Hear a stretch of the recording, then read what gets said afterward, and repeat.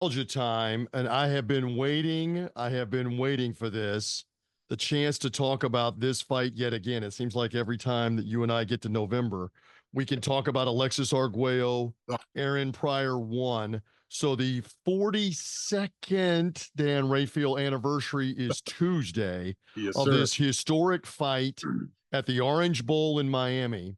Let's go at it like this. You and I have gone on about, we could do 30 minutes on this fight. We don't have 30 minutes because we got two other nostalgia fights here in just a second. But we had the legendary Barry Tompkins, and I've told you this before. The legendary Barry Tompkins, the HBO play by play man, Hall of Fame type broadcaster. He said to us, for everything that went into that fight and the action and the drama and the two great fighters, this may be the greatest fight that I ever called. Even bigger than Hagler Hearns' finish, Cooney Holmes, pick anything else. Mike Tyson becomes world champ. Sugar Ray Well, Leonard over Marvin Hagler. He said this fight that we're about to talk about, the Hawk, Aaron Pryor, Alexis Arguello, go.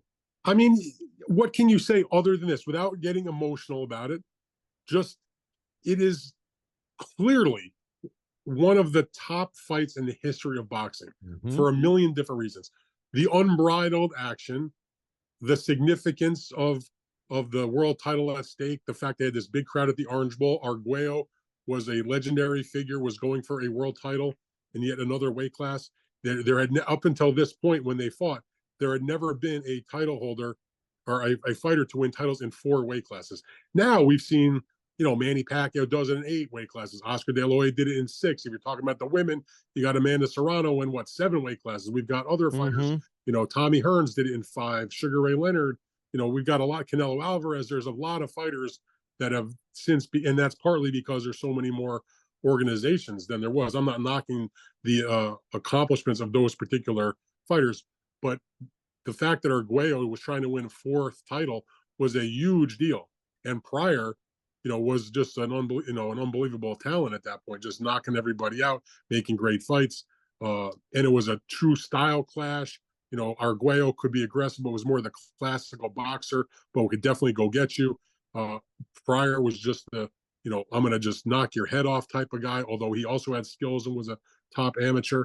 The funny thing about this, and I've read a lot about this fight. I've revered this fight. I've collected whatever memorabilia I can find in this fight. I'm still in need of a poster. If anybody has one out there, hit me up in my DMs. I'm looking to buy The one or trade one Rayfield if it's a nice collection shape. needs the poster from the It Orange does. Bowl. It does need it. It's got the the program is absurdly rare for reasons I still don't know the answer to, but I do have one.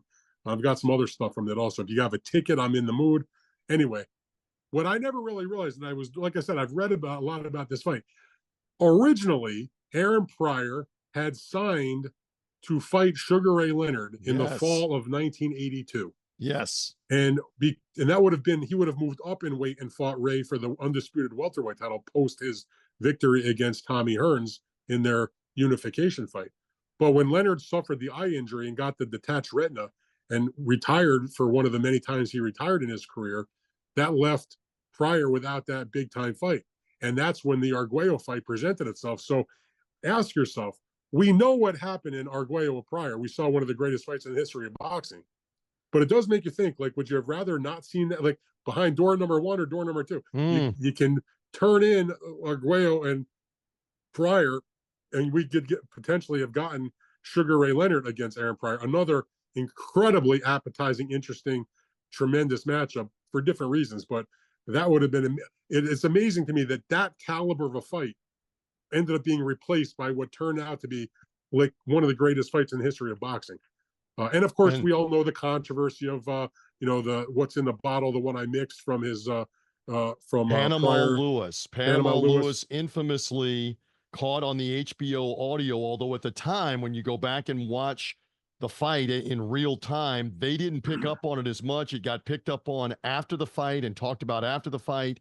And Huge it thing. tur- and it turns out he did have a stimulant in the water. Other fighters around Panama Lewis said the same thing. He did it to our water too to help you with clearing your lungs, Well, waking your some, head but up, I don't the think it's whole ever bit. been clearly established. Some people say it was schnapps that he was having a trying to control like diarrhea or something.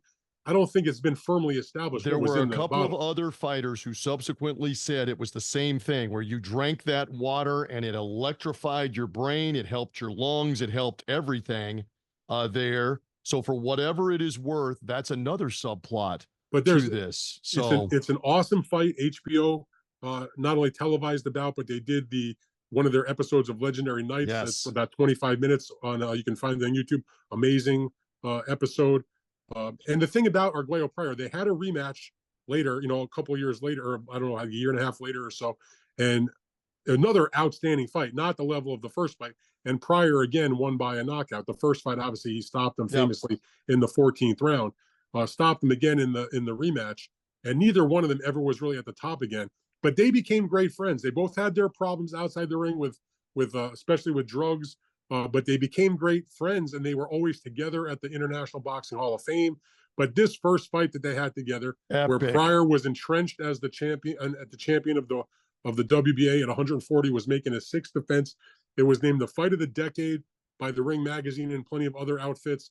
It was the Ring named it the eighth greatest fight of all time. This is back in 1996. It's probably still in that group. I remember we did a thing at ESPN where we ranked top fights. I don't remember the number we assigned it, but it was 100% in our top 10 of all time. It is just a amazing, amazing fight between two Electric night. amazing men. And by the way, Yep. in terms of Arguello, I met Aaron Pryor a couple times just in passing at different events over my period of time covering boxing. Arguello, I met on a number of occasions, actually spent some time here and there talking with him at length about different things. What a gentleman.